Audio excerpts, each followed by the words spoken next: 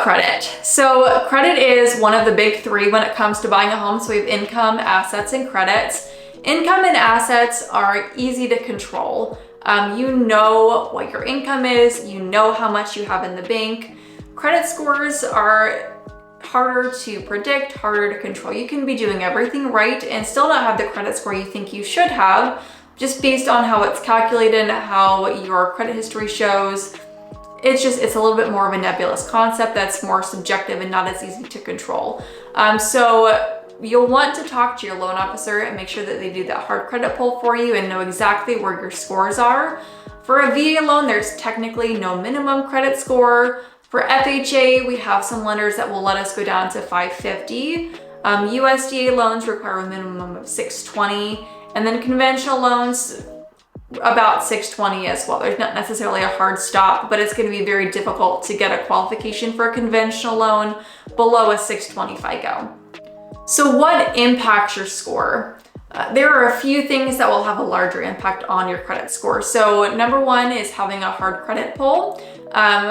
When we do a mortgage pre-approval, like I said before, we always do a hard pull, but you have a 45-day window to do your shopping, make sure that you found the lender you want to stick with, and all of those hard credit pulls will act as one, and it's not going to have a drastic impact on your score, maybe 10, 15 points at the most. If you have had multiple credit pulls for like credit cards and auto loans and this and that, that's going to have a larger effect than your 45-day shopping window for mortgage credit pulls.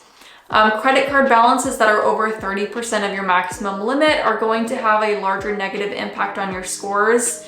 Recent late payments are going to have a really, really big impact, so make sure you are making your credit card payments, auto loan payments on time.